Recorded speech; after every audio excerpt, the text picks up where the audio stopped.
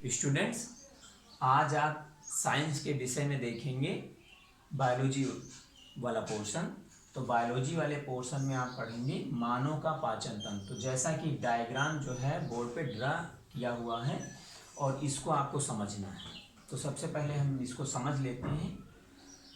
तो जो मानव का पाचन तंत्र होता है वो जो है मुख से शुरू होकर गुदा द्वार पर इसका अंत होता है। तो इसमें हम देख लेते हैं कि कौन कौन से पार्ट्स या पोर्शन पाए जाते हैं। तो शुरुआत करते हैं हम मुख। तो मुख क्या है? एक आहार नाल की ओपनिंग होती है जहाँ से जो है भोजन को ग्रहण किया जाता है और ये आहार नाल के अंदर पहुँचता है। इसके पश्चात जो है मुख गुहा होती है। मुख गुहा का मतलब ये है कि ये एक ऐसी कैविटी होती है जिसके अंतर्गत जो है दांत पाए जाते हैं और लार ग्रंथियाँ पाई जाती हैं और जीभ पाई जाती है। तो दांत हमारे चार प्रकार के होते हैं: कृंतक, रदनक, अग्रचवर्णक और चवर्णक। और लार ग्रंथियां जो है तीन जोड़ी होती हैं।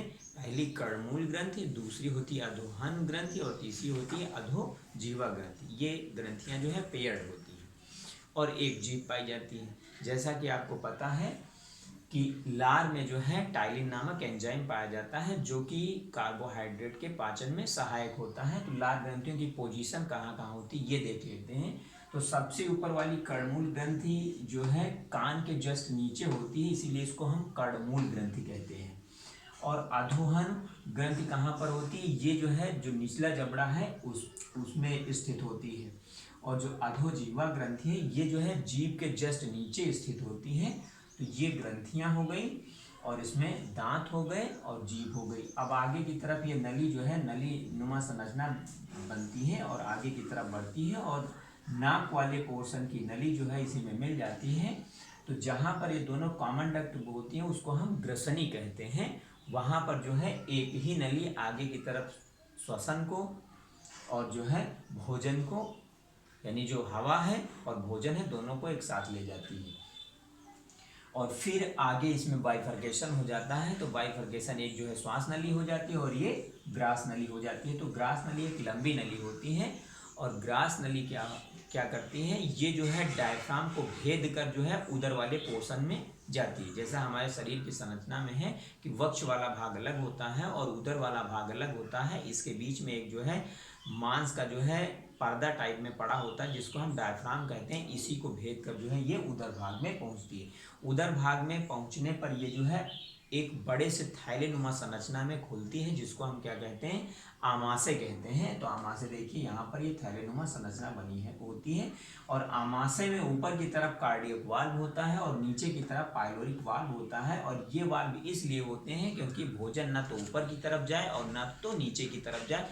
जब आवश्यकता हो तभी ये भोजन नीचे की तरफ जाए या ऊपर की तरफ जाए। हालांकि ऊपर की तरफ कभी भी भोजन नहीं जाता, लेकिन अपवाद स्वरूप जब हमें वोमिटिंग होती है तब भोजन ऊपर की तरफ पहुंचता है। तो आमाशय क्या है? एक जो है इसमें जब भोजन आता है और इसके अंदर जो है HCl नामक पाचक रस निकलते हैं और इसमें गैस्ट्रिक ग्लैंड्स पाई जाती हैं जिनके द्वारा जो है अम्लों का स्राव होता है। तो इसमें भोजन का जो है मिक्सअप होता है और विशेष प्रकार की क्रिया द्वारा जिसे हम क्या कहते हैं? क्रमानुकुंचन की गति कहते हैं या इंग्लिश में पेरिस्टालसिस कहते हैं। उसमें जो है इस प्रक्रिया के द्वारा भोजन मिक्सअप हो जाता है पाचक रसों में। फिर आगे की तरफ भोजन बढ़ता है। तो ये बढ़ेगा कैसे? जो आमाशय फिर पतली संरचना में कन्वर्ट हो जाती है और यू शेप या सी शेप की संरचना बनाती है जिसे हम क्या कहते हैं? ग्रहणी कहते हैं। ग्रहणी में जो है ऊपर की तरफ एक यकृत होता है और नीचे की साइड में जो है अंगनाशय या पत्ती जैसी संरचना होती है। तो पत्ती जैसी जो संरचना है ये क्या है? एक मिश्रित ग्रंथि होती है और इससे जो है एंजाइम्स और हार्मोन्स दोनों निकलते हैं, इसलिए इसको हम मिश्रित ग्रंथि कहते हैं। और जो यकृत से पित्त रस निकलता है, पित्त रस जो है पित्ताशय में एकत्रित हो जाता है और ये पित्त नली के द्वारा जो है नीचे की तरफ ग्रहणी वाले पोर्शन में आता है। और जो अंगनाशय है, अंगनाशय का भी जो रस है या अंगनाशयिक जो रस होता है ये भी ग्रहणी में पहुंचता है। लेकिन दोनों जब दोनों नलियां आपस में मिल जाती हैं तो एक कॉमन डक्ट बनाती हैं, उसके थ्रू ये ग्रहणी वाले पोर्शन में पहुंचता है।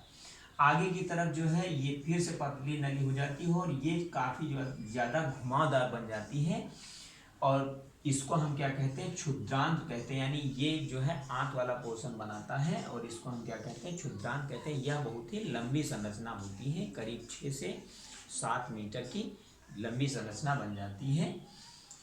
इसको हम क्षुद्रांत कहते हैं। इसमें भोजन का अवशोषण होता रहता है और जहाँ पर ये बड़ी आंत से जुड़ती है, जैसे आप देख रहे हैं इसमें इस तरीके से पोर्शन बना हुआ है। तो पहला जो है आरोही बड़ी आंत, ये बड़ी आंत का पोर्शन होता है। दूसरा जो इस तरीके से है ये क्या है, अनप्रस्थ बृहदांत्र है। और फिर से नीचे की तरफ जाने वाला पोर्शन क्या कहलाता है, अवरोही बृहदांत्र। यानी जो बड़ी आंत है उसके 3 भाग हैं। तो जहाँ पर बड़ी आंत और छोटी आंत का जंक्शन होता है उस जगह पर एक विशेष संरचना पाई जाती है जिसको हम क्या कहते हैं, क्रमरूप परशेषिका। यानी क्रमरूप परशेषिका क्या है, ये एक विशेष संरचना होती है, कीड़े जैसी संरचना होती है जो कि एक मनुष्य में अवशेषी अंग के रूप में पाई जाती है। अगर इसमें भोजन चला जाता है तो सड़न होने लगती है और वहाँ पर विदाउट ऑपरेशन के ये जो है ठीक नहीं होता है। जब इस चीज़ का इलाज नहीं होता है तो ये फट जाती है, इसी को हम आंत का फटना कहते हैं और व्यक्ति की मृत्यु तक हो जाती है।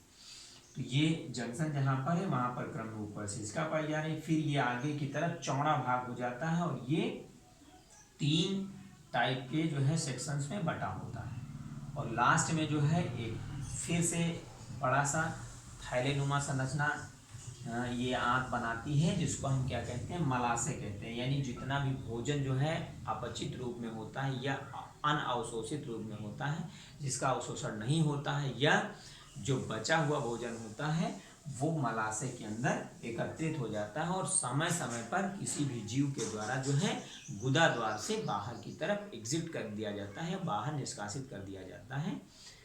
तो ये रही जो जीव हैं हमारे उनके पाचन तंत्र का स्ट्रक्चर। या जीव के अंतर्गत मानव भी आता है, हम मानव के संदर्भ में पढ़ लेते हैं कि मानव का ये पाचन तंत्र है।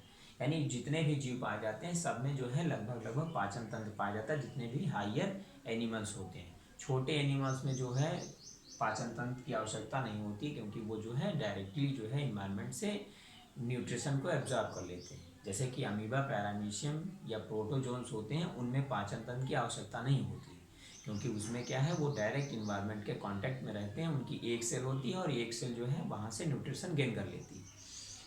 लेकिन पाचन तंत्र जो है क्यों इसका उद्भव होता है, क्योंकि ये जो है अगर बहुत सारी सेल्स हैं तो बहुत सारी सेल्स में जो है बहुत सारी अंदर भी सेल्स होंगी, बाहर भी होंगी। मान लो बाहर की सेल्स जो है न्यूट्रिशन को गेन कर सकती हैं लेकिन अंदर की सेल न्यूट्रिशन कैसे उनको मिलेगा, इसलिए ये विशेष जो है तंत्र बनता है जीव के अंदर।